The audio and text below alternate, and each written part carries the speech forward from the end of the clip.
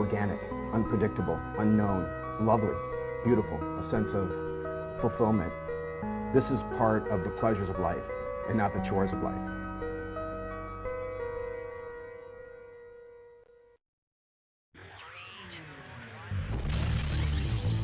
How much does it cost to survive? We explore just how far you can stretch the dollar up next. And find out how some furry friends can help you cope with final stress.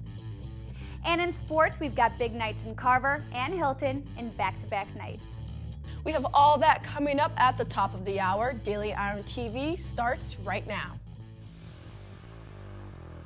I'm Tom Brokaw. For more than 100 years now, the University of Iowa community has been waking up to the Daily Iowan.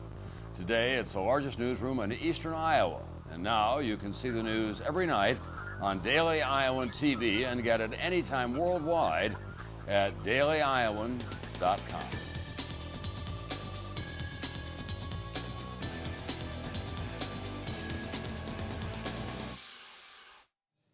Hello and thanks for tuning in this evening. I'm Reed Chandler. And I'm Muriel Kone.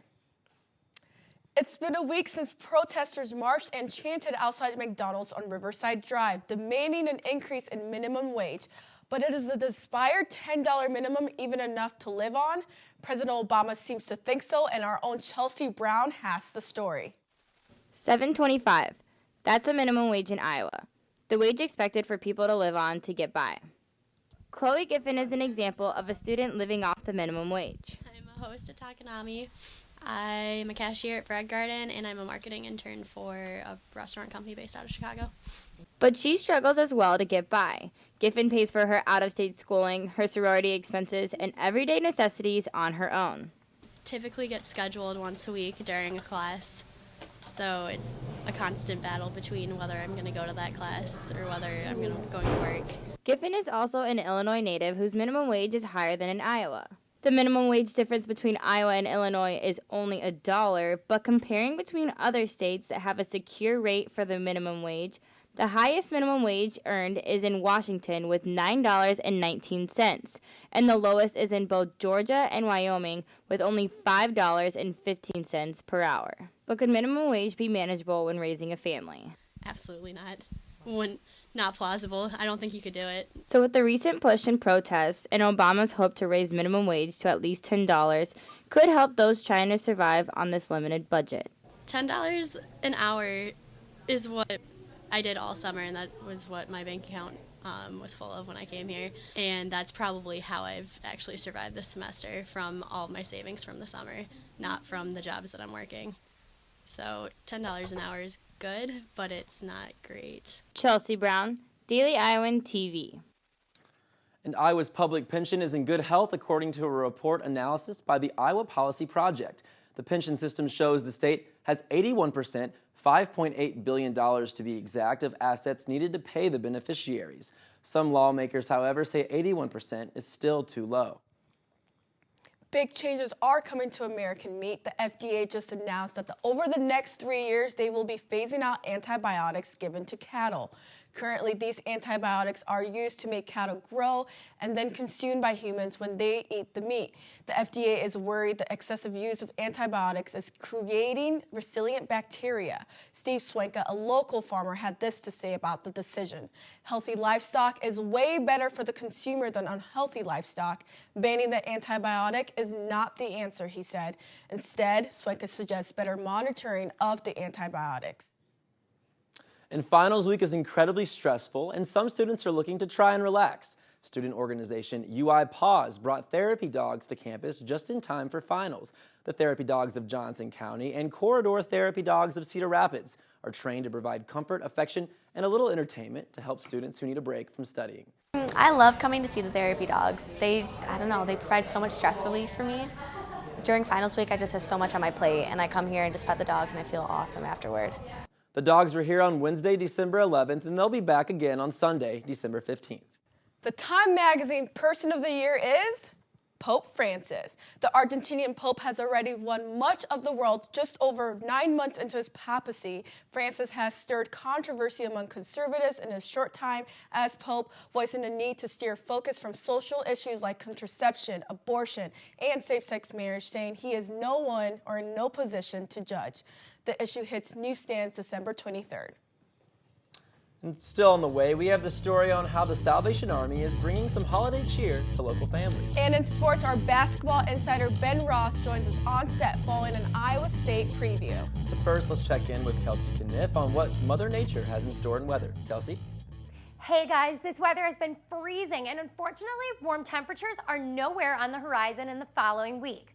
Tomorrow morning, we'll see a high of 30 degrees, and it'll stay pretty consistent into the afternoon. Temps will drop to 21 degrees in the evening with expected snow showers throughout the night. Looking at the extended forecast, expect a very cloudy Saturday with a high of 28 degrees. Nearly a 10-degree drop in the temperature will come Sunday. We'll start to see a jump in temperatures on Monday with a high of 33 degrees, but Tuesday will drop back down to 20 degrees with sunny skies. We'll see minor changes in the temperatures on Wednesday, and clouds will resurface in the day. Well, that's all I have for weather. Please try and stay warm tonight. Kelsey will certainly try. Thanks for the weather update. Toys for Tots is one of the many charities that gains popularity during the holiday season. The organization believes that by providing a child with a new toy at Christmas sends a message of hope to families. And Laura Gibbs has the story about how local businesses are joining forces to make some Christmas wishes come true.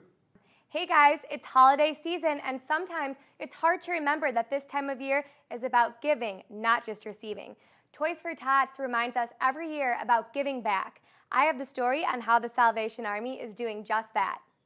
The Toys for Tots Foundation is in the midst of their busiest month of the year. The mission of their program is to collect new unwrapped toys during October, November, and December each year, and distribute those toys as Christmas gifts to less fortunate children in the community. Social workers at the Salvation Army, where Toys for Tots is organized, say that throughout the month of December, people are constantly dropping by the office to make donations or to pick up boxes for toy collection. This year, Toys for Tots is serving more than 500 families around the Iowa City community. Most of these families have at least 2 children, all of whom rely on charities like Toys for Tots to provide them with Christmas presents. It's been really fun. There's been a couple kids that have come along, and you ask them, is there anything special you're wanting this year? And their eyes light up and they get really excited. They're like, wow, you're asking me this? So that's been really fun. There are 60 local businesses around the Iowa City area working with Toys for Tots, either helping them with tags or with the toy collection boxes. A lot of people go shopping and then they bring their toys in and drop them off at the site, and we get to meet a lot of new people, so it's fun. Many companies on the east side of Iowa City, such as Ryan Harvey State Farm, volunteer to be collection sites where people can drop off Toys for Tots at their own convenience. Laura Gibbs, Daily Iowan TV. Donating to a great cause like Toys for Tots can really brighten a child's day. So if you're interested, stop by a collection station and drop off your donations. Reed, Muriel, back to you guys. And now a look at what's happening beyond Iowa. For the second time in 3 weeks, the state of Missouri executed another person, Alan Nicholson. Nicholson shot a man who had stopped to help him back in 1994. He died within 8 minutes of the drug injection. And 1 week after Nelson Mandela's death, the world is buzzing about the hallucinating interpreter at his funeral service. The man was translating speeches at the service using sign language only to be exposed as pure gibberish. He claims he was hallucinating about angels entering the stadium and as a result, signed incorrectly. Family members of victims of the Sandy Hook shooting held a vigil on Thursday to combat gun violence. 20 children and 5 faculty were shot on December 14, 2012, and Saturday marks the 1-year anniversary of the tragedy. Reed, wrestling and basketball are both hoping for a big weekend. That's right, Muriel. And all of that, of course, starts tonight in Carver Hawkeye Arena. With that, we'll toss it over to Lauren Moss, who is standing by with more. Lauren? Thanks, Reed. Laura Moss back in the Daily Iowan TV Sports Studio on this Thursday evening with a lot of Hawk talk to get to. On our menu tonight, we've got basketball beat reporter Ben Ross joining us in a bit to talk a little Cy-Hawk series of hoops, and of course, a preview of Friday night's clash in Hilton to look forward to tonight as well. But wrestling is the main course on the menu for tonight's program, with brands and companies set to take on Buffalo and Carver Hawkeye Arena Thursday night. After a couple of Jekyll and Hyde performances against Iowa State and Edinburgh, urgency is the word on head coach Tom Brand's mind. But first, the Black and Gold's national title contender at 133 pounds, Tony Ramos. Something happened that didn't go your way. I gave myself opportunities to even win a match, even when you wrestle a bad match. So, nothing changes. Keep on moving forward, just fixing a few little things. Coaching, I think, is more steady than maybe people on the outside would think. I'm probably more steady than people on the outside might think. There certainly needs to be some more urgency that's being communicated, but it's pretty steady, and you keep building and working every day. And while the biggest matches of the young season may still be on the horizon for Iowa's grapplers, Fran McCaffrey's Hoop Squad faced their most hostile road environment of this season this Friday night in Ames. Before Ben Ross joins me on set to break down this thing, let's toss it over to Whitney Blakemore, who has the preview. Whitney? Tomorrow, the Cyclones and Hawks are at it again as the in-state rivalry continues in men's basketball. But this year, the stakes are more than just bragging rights, as this is the first time in 26 years the teams face one another both as ranked rivals. It was back in 1987 when Devin Marble's father and Hawkeye legend Roy Marble and his 7th-ranked team fell short to number 20 Iowa State, 102-100 in overtime. But for this year, the rankings are closer, with Iowa at 23 and Iowa State at 17. Last year, the Hawks pulled out the win at Carver Hawkeye Arena, 80-71, but this year it is Hilton Coliseum where the seats will be filled. It's hard to always win Hilton, it's one of the hardest places to play in the country, so we know their fans are going to be loud and they're going to be able to play behind their fans, so it's going to be tough in that aspect, but we got older guys on the team now and guys that have been there before, like you said, and I think from that standpoint, we just got to be focused. If we play our game and stay focused, we'll be able to do what we have to do. And if the atmosphere in Ames isn't tough enough, the undefeated Cyclones are better than ever and will be the first-ranked opponent Iowa will face so far this season. So, it's a team with a lot of weapons. You can see that. And they've got athletes, they've got shooters, so they can beat you in a lot of different ways. So, it's going to be a great atmosphere, great environment. We'll be ready. If there's one weapon the Hawks need to look out for, it's Iowa State senior forward Melvin Ijum. He is the only Big 12 player averaging 18 points and 17 rebounds a game and can make a shot when it counts, taking it back to last weekend when he hit 2 huge three-pointers on back-to-back possessions in overtime against Northern Iowa to keep his team undefeated. In this Cyhawks series, the home team has won 9 out of the last 10 games, reiterating the challenge Iowa will face tomorrow against Iowa State, who leads the country with 91.7 points per game. Whitney Blakemore, Daily Iowan TV Sports.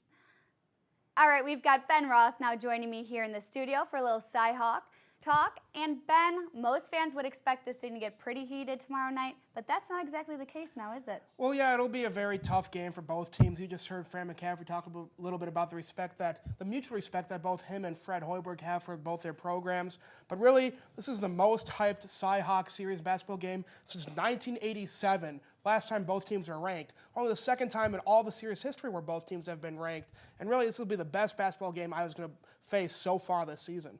And do you think Devin Marble is going to be the key factor? I think Devin Marble is going to be the catalyst for this Hawkeye team. He's averaging 15 points a game, leading the team. Last year, but again, we also have Aaron White. A lot of other players can score. Jared Utoff, Peter Jock. Aaron White scored 18 in Iowa's victory over Iowa State last year. But also you have to account for Melvin Ijum for Iowa State, the only player in the entire nation averaging 18 points and 8 rebounds a game. He's playing out of his mind. Iowa's got to find a way to stop him. Right. All right. Well, we'll look forward to your updates tomorrow night. Well, that does it for here in Sports Studios. Mariel and Reed, back to you guys at the desk. Well, that's all we have for you guys tonight, but be sure to catch our Friday's edition of the Daily Iowan. Read about what Governor Branstad has to say about the condition of STEM education and STEM jobs in the state. And as temperatures continue to drop, check out the latest update on the West Side dorm construction. Thanks for tuning in this evening. We'll be back at the same time on Sunday, or you can catch us anytime online at dailyiowan.com. Have a good night.